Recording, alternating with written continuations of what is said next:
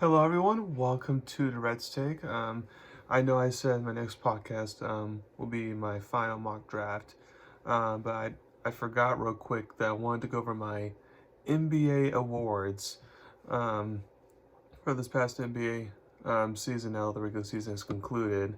I'll come off my final mock draft video the day before the draft. Just so if you're looking for that, just tune in for that. But now let's get started with my awards. Now, I'm not basing this off of what I think will happen. I'm doing based off what I think should happen. Because those are two different things. Um, so let's get started. For most improved player of the year, there's three candidates here.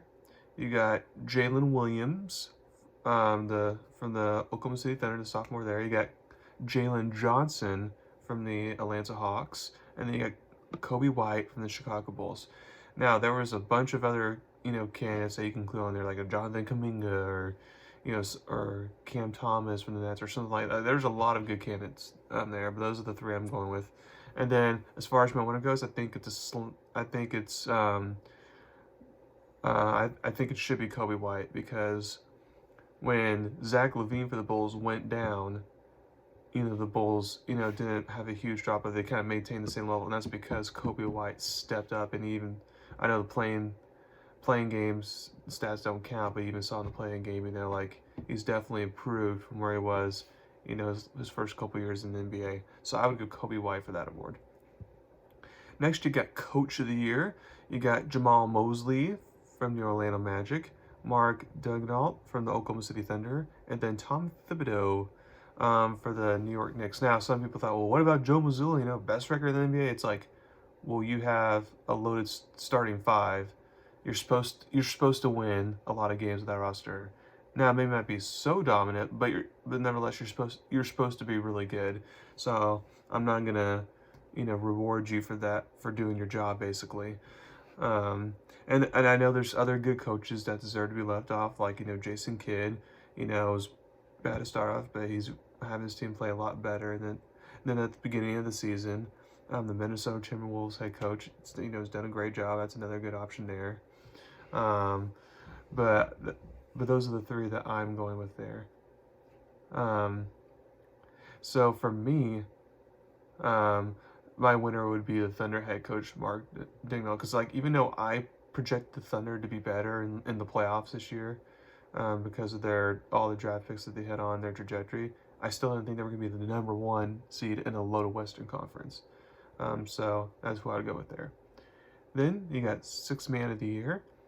You got Malik Monk.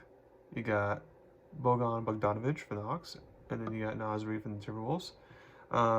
Now, you can go a couple different ways here, but I'm going to go Naz Reid from the Minnesota Timberwolves.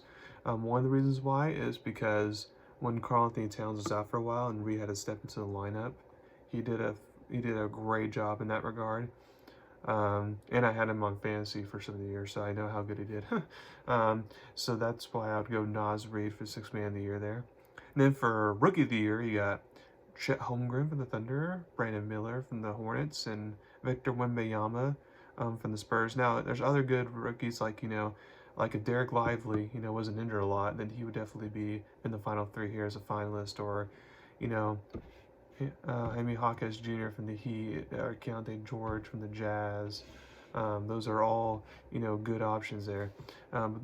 But I feel like, it's crystal clear that the Rookie of the Year is Victor Wembanyama, though. No need to go into explanation there. Defensive Player of the Year, you got Anthony Davis from the Lakers, you got Victor Wembanyama again for the Spurs, and then you got Rudy Gobert from the Timberwolves.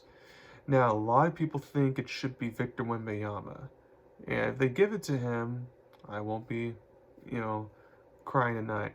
But I feel like this is actually going to go to Rudy Gobert, who's already won Defensive Player, I think 3 times already. But the reason why the slide edge goes to Gobert over Wembanyama is because I feel like for this award specifically, for Defensive Player of the Year, you need to be on a good team. You can't be on one of the worst teams in the league. Rookie of the Year, you can be on one of the worst teams of the year and get it, but for Defensive Player of the Year, I feel like that's a different story. So I feel like that's why they'll go to Rudy Gobert there. And then last but not least, MVP, you got Nikola Jokic, you got Shai Gilgeous-Alexander, and you got Luka Doncic.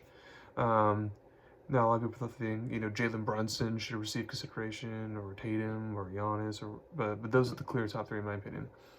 And to me, I'm not gonna have Nikola Jokic win it just because he's already won it twice. So it would have to be like crystal clear that there's not even a good second option in order to have me pick Nikola Jokic again.